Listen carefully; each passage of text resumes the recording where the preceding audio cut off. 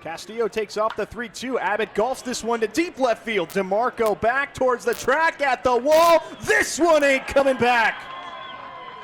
460 Sammy strikes at Wisconsin Brewing Company Park once again.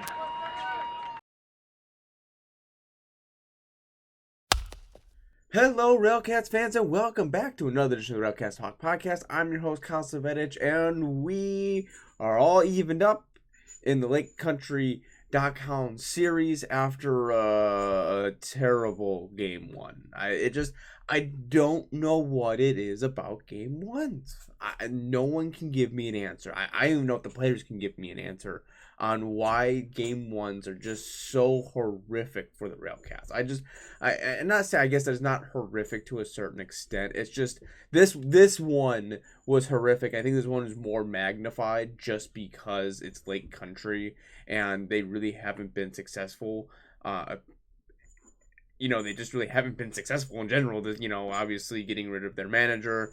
However you want to spin that, if it's the product in the field or there's something else going on. Like I said, I'm probably gonna get into that maybe later on, just like my opinion on it. I obviously don't have any background or knowledge of the whole issue that, whatever happens, there's nothing that the league has come out about or Dockhounds have said anything. So it's just more pure speculation. So I'll leave that towards the last bit of the podcast. So let's just get into game one, which was yesterday. Julio Vivas gets to start and wasn't his best outing. I think it was just one of those where eventually you're going to have clunkers, right? And I think this is the first actual game where the RailCats had a clunker and that just the things weren't going the way of the RailCats. They were just, I just think Julio had a tough start, and that's going to happen. And don't mind the bell ringing. Thresh is down behind my feet playing with an object, so I apologize for that. But I'm just saying, it was just one of those that I just think some pitches weren't executed properly. It's the second time fully starting in a while. It happens. It's going to happen. It's just one of those games where you really wish the offense, would battle back a little bit. Obviously,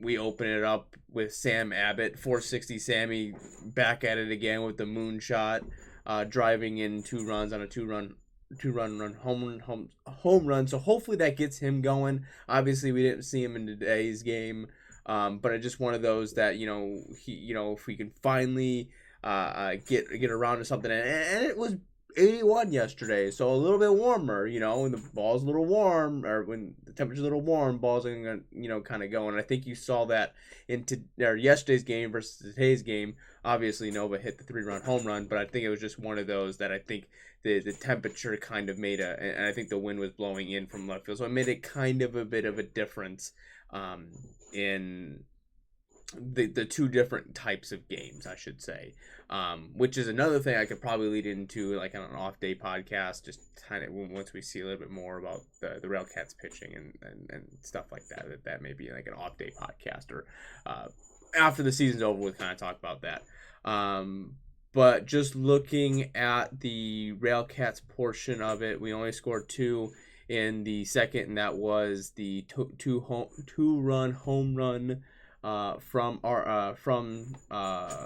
Sam Abbott. It lined up like this. Castillo gets a single. All right, sorry about that. The cat was ripping up the carpet. That's Fiddick, the other cat. We have one more named Rue, but you don't hardly ever get to see her. We have 3 cats in this family. It's wonderful how it's going. And 2 pugs, if you haven't seen those lovely animals. I'm pretty sure we've seen those a couple times. But anyways, getting back to Castillo getting his 10th consecutive hit, and I believe if you go back to last year, it's actually 12. He's on a 12-game hitting streak, but a 10-game hitting streak this year, which got bumped to 11 today, which now makes it 13. So that's something to keep an eye on. Like I said, I think he's an early an early lock right now for the All-Star break. I know we got Zach Nair, you got a handful of other people, but it's one of those where he's producing and he was getting hits. He's going to see himself. It may not be in the field, but it could be a DH role. We don't know. We'll see how that world works out. How they're going to, but it's going to be kind of hard to not have him in the lineup, or not have him in the All-Star. Obviously, granted, we'll have to kind of see from there on that portion of it. But then, like I said, Sam Abbott hits a 2-run home run. Ta-da, that's it. Looking at the batting here, Woodworth went 2 for 4 in his defensive play, and I'll get through his defensive play has been very well as well this year, as always. But I think it's being shown more on his defensive abilities, which is awesome. Lingua went 0 for 4, 2 strikeouts. Mariaga went 1 for 4 with 1 strikeout. Tapia went 0 for 4 with 2 strikeouts. Castillo went 2 for 4 with 1 run, 1 strikeout. Del Valle went 0 for 4 with 1 strikeout. Nova went 1 for 3, 1 walk, 1 strikeout. Sam Abbott went 1 for 2, 2 RBIs, 3 strikeouts. Thomas Greeley went 1 for 4 and 1 strikeout. So that's just one of those. The offense just wasn't quite there. I just don't. I mean, it seemed like they were hitting. I mean, they struck out 12 times. So that's never a really good thing when you strike out 12 times. The majority of the time, they're in the lower portion of that. Obviously more in the single digits, but more towards like a 5 number. They kind of put the ball in play, and that was just one of those. I just don't think they were really seeing Harold very well. Harold pitched very well. He gave up 8 hits, but only gave up 2 runs with 9 strikeouts and went 7 innings. That's pretty darn good on that portion of it. Then looking at the pitching stats here, Julio Vivas, he went 3 innings, gave up 8 hits, 8 runs, all but 1 runner, so he has 7 earned runs, 1 walk, and 4 strikeouts. That brings his ERA to 7. Joan Valdez, 1 hit, 1 run, 1 earned, 1 walk, 3 strikeouts. He pitched in 2 innings. He looks much better than he has in the first handful of outings. His ERA is now at 6. Obviously inflating the numbers are kind of a big thing, but just looking at his past games here, really the Kansas City game, he gave up 3 runs, and outside of that, he's pitched very well besides that one game on that portion of it. So actually his ERA down now to 5.14 because of today, but at the time was 6. Odie Nunez, he gave up 4 hits, 2 runs, 1 walk, and 2 strikeouts. I think it's better than what it has been with Odie. He's only had 1 game where he didn't give up any earned runs, but I think that's still, he's going to give up hits, and it's still one of those that I want him to succeed. I'm not trying to any downplay or whatever the case may be. We all want these players to succeed. It's just right now he's a bit struggling in that aspect, and he may be just that pitcher that comes in and can spare some innings if need be, via blowout, or a huge lead, whatever the case. I think he just might be that an expendable arm in the bullpen, which is perfectly fine. I mean, if that's your role, that's where you kind of have to be okay with that, and you have to push forward and prove yourself, time in and time out to try to potentially maybe get into a role to where you're leaned down a little bit more on that aspect. That's just what I'm seeing from this side, this side of the equation. And then Rayson Santos, he pitched 1 inning, got 2 strikeouts. I think outside of, he's pitched in a lot of most games. I guess this is dating back a couple minutes back. Really, I mean, he hasn't pitched, like, his ERA right now is a 4.49, but he's only given up 2 runs, So, and he's only, he's pitched a handful of innings. He's only pitched a total of like 12 innings. So it kind of throws that or my bad. He's only pitched 3.5 innings. So that 2 runs kind of signifies the issue um of his ERA. So that's why I kind of wanted to break down that really he's only given up the 2 runs, and his ERAs are just that high because of the amount of innings he pitched. But outside of that, he pitched very well. I mean, he's only given up 2 hits. I think the one earned one was basically was because of walks. That kind of deal. I think it was a hit by pitch, all that good stuff. So I mean, Santos has pitched very well as in this season. But that's gonna kind of wrap it up for this kind of clunker of a game. And just kind of moving forward to today's game, which the RailCats did end up winning, and it was a very entertaining game. I would say this is probably one of their overall. It wasn't. I think they had the game in control the entire time, basically. I think Nova's 3-run home run in the second really set the tone, but it just felt like one of those games the RailCats were just going to bounce back and kind of dominate through the entire thing. And obviously they needed more than 2 runs, but it was one of those games where if it really came down to it, the RailCats only really needed 1 run. I know the box score shows a bit different, but that's how kind of in control the situation was that I think you would have gone to a Matt Leon versus a Ben Miller in that situation, or had Jack Eisenbach pitch a little bit longer. What I'm just saying is, I think this was one of those. The game was such in control that I don't think the RailCats needed to score more than 1 run. Obviously, I'm going to say that, and the box score says different, but you understand what I'm going with on this portion of it. Everyone except let's see, Diaz, Mariaga, only ones that did not get a hit in this game. Which is another, Diaz playing again. Now, he really didn't do much in the production aspect. I think he got on base 1 time via a walk, and then got on base again via a fielder's choice, which I believe gave him an RBI. So he did contribute, but it wasn't what you've been seeing, like him scoring runs, getting in and scoring runs. He got an RBI, so it's just one of those that, he wasn't a big impact as what he's normally been. But it's just kind of ironic how the trend's been going. The first game, Diaz isn't playing. They lose. The second game, they win. So maybe tomorrow will tell different what's gonna happen here. Eventually something's gonna give, right? Something's eventually gonna give, or not. Then it is what it is. And so just kind of going through here. Nothing going in for the RailCats in the first. Excuse me, why I ripped this out.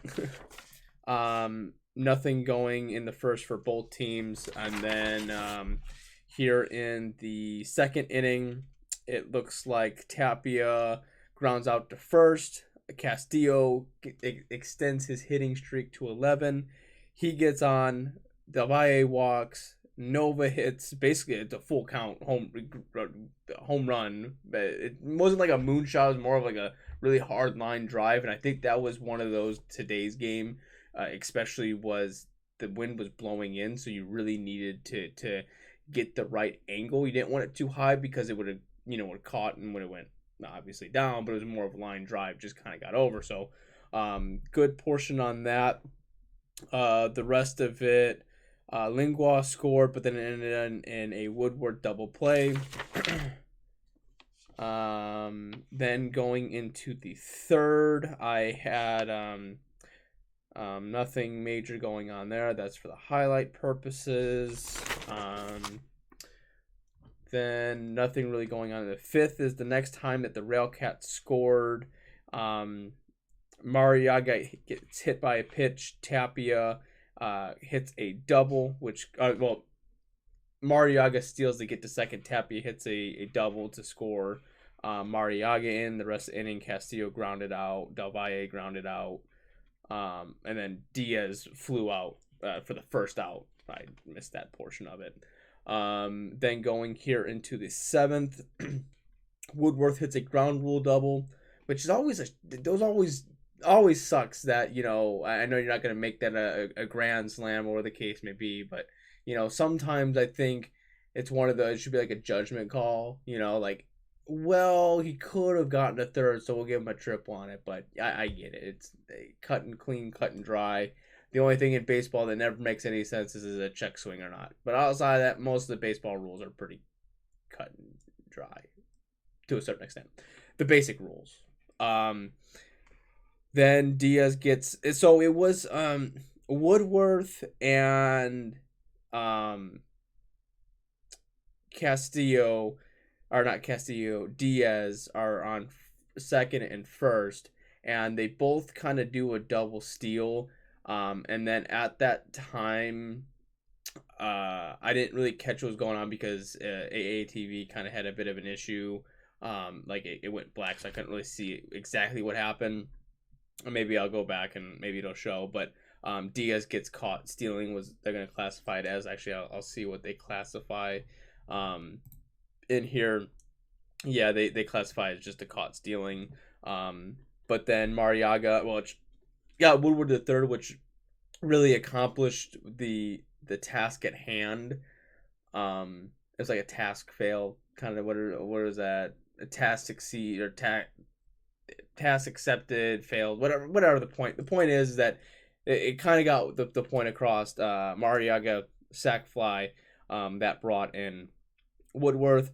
Tapia and Castillo both single, and then Del Valle strikes out. Going into the eighth, the RailCats score another run. Nova walks. Hernandez hits a single.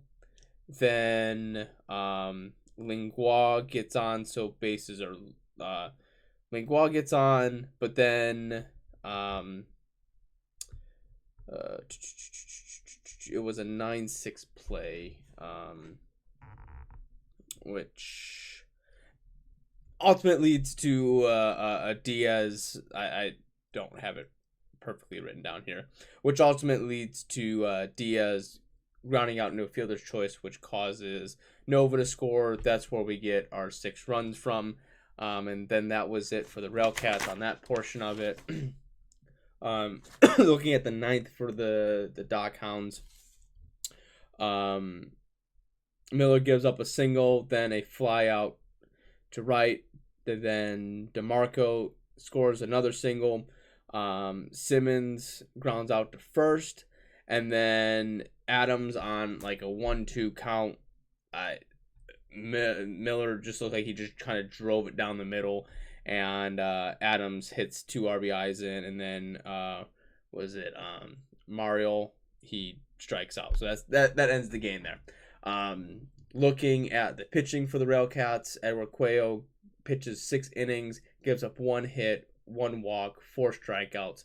That's by far his best appearance he's had so far. So hopefully he can keep the momentum building off of that and continue to push forward.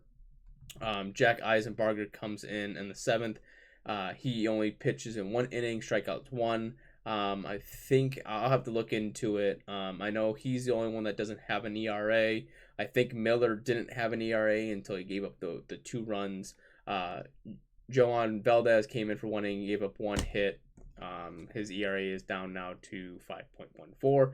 Then Ben Miller came in, pitched 1 inning, gave up 3 hits, 2 runs, both earned, 1 strikeout. Now his ERA is up to 3.86.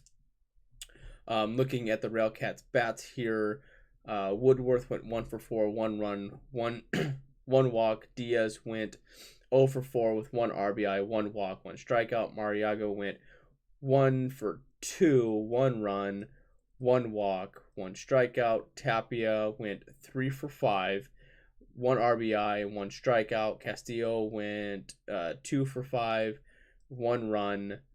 Del Valle went 1 for 4, 1 run, 1 walk, 1 strikeout. Victor Nova went 2 for 3, 2 runs, 3 RBIs, 2 walks. Hernandez went 2 for 5, and Lingua went 2 for 4 with 2 strikeouts. Tapia with a double. Mariaga with a hit by Pitch Nova with the home run. Diaz, Mariaga, Tapia, and Nova all get RBIs in this game. Woodworth, Mariaga, and Lingua all have stolen bases as well. The team left 11 base runners on the base. So yeah, I mean that's the second. This is what I would expect more out of. Tomorrow we should see Harrison Francis. I don't know who Lake Country is going to throw at us, because I'm pretty sure the three players that I said didn't have it pitched at all, for the RailCats in this portion of it. So yeah, that wraps it up for mostly the pre-game or the post game of the two games. I'll probably have another post game for tomorrow, depending on how long the game runs. Like I said, these games are running. This one was 2 hours and 28 minutes. They're zooming, and I don't know about you guys, but I really like these 6:30 starts. I know sometimes it may make difficult to get people out to the ball game, but I mean, right now if it's 2.5 hours, the games are getting done by 9. I get to go home, right? 30-minute drive home. I'm home by 9:30ish. That time, take a shower if I need to, get in bed by 10. If I have to be up at 4:45, it makes it easier for me. But I get the 6:45 starts, but I really like the 6:30 starts. I want to like know you guys' opinion on that. Maybe if we all are in agreement on it, maybe we try to set it a little bit higher. If not, then we'll leave it how it is. It is. I mean, it is what it is. But then, so just to kind of kind of get on this subject of Lake Country here. Let me pull up the article real quick, or I guess it's probably an article of some sort here. It's just kind of confusing in my eyes to see them get rid of their manager, which was Bennett. I believe, yeah, Jim Bennett. Like I said, it's just kind of one of those that, like I said, I don't know Jim Bennett very well. Obviously, really just now starting to kind of get into the league itself. Like I said, I don't necessarily know what happened. If there was an issue with trying to get the players that he wants, because I mean, realistically looking at it, the team's only a year old and a handful of games old, right? A year and a handful of games. And you're starting from scratch. This isn't like the best example that I'm going to use is right now, because it's only really the ones that have an expansion is the NHL, bringing in Vegas a couple years ago and bringing in Seattle 2 years ago. This, they're starting from scratch, so they have to find all these players, and it takes time to build a rapport with players. Trying to get certain players in, and what fits, what doesn't work, what your management skills are. You don't know, what you don't know what you don't have to a certain extent, right? You're not getting a bunch of quote unquote reject players from other teams. They're not really reject players. That's why that's why Vegas was so good. The Golden Knights were, and that's why you saw Seattle kind of turn things around on their aspects of it. You're taking still players to play. I mean, if it was an expansion draft and you were able to take players off of each team, you're gonna eventually get a handful of players together, and they're gonna be decent. They're not be great, but they're not gonna be terrible to a certain extent. And you're starting complete scratch. So I don't think that it's a issue of the on-field product. I think it may be behind the scenes issue, which you can only speculate what happened. If it's just a disagreement with the front office people versus what Bennett had in store. It just kind of sucks to see that happen, especially so early in the season. I just really don't think that it's you look at 108 games and they're 36-72, but for a brand new ball club, even Chicago didn't really do that well when they first started coming to the American Association. So it's just one of those that you can't. I don't know what it is. You can't. I don't know. Moving on from that, let's check a couple of the scores around the league here. Now, so Kane County and Winnipeg are in the bottom of the 10th. It's 5-4 Winnipeg. Don't know if that's final. That's at Shaw Park. So I think that's the final there.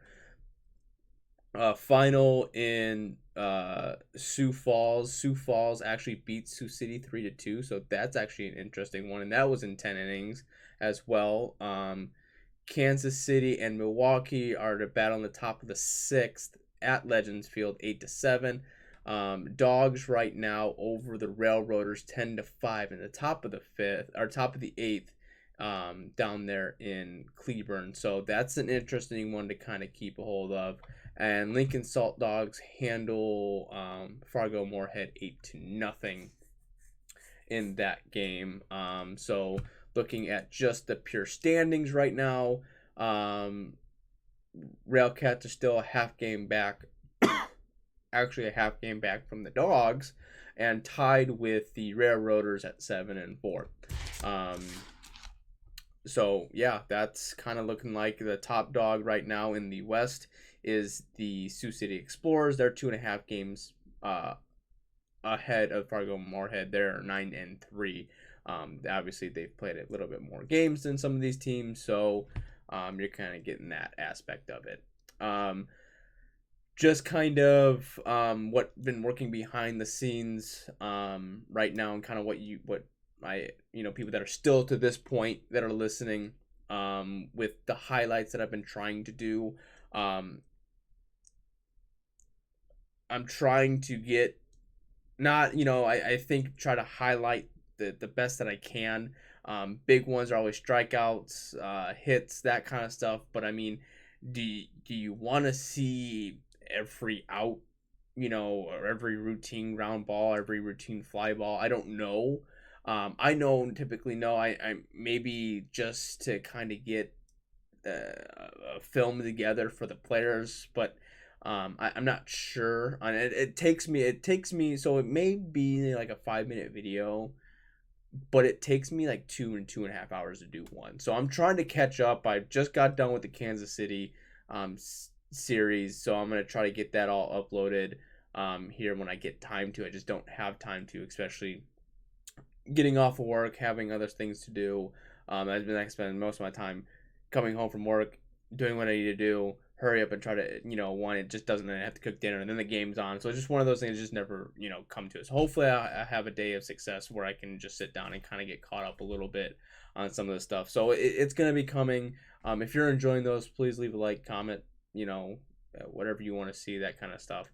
But yeah, that's going to wrap it up for the podcast, I believe. I don't think I got anything else to discuss. If I forgot something, well, I'll probably remember after I hit the pause. Probably forget it. But yeah, I have taken up plenty of your time today, so thank you for sticking around this long. I am your host, Kyle Savitich. This is the RailCats Talk Podcast.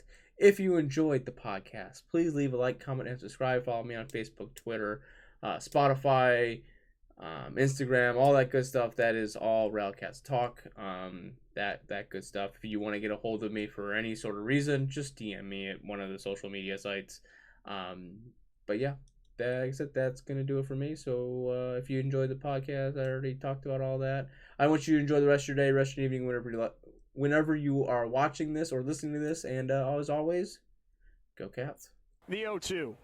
Swing and a miss, strike 3. Wrap this one up in green and white.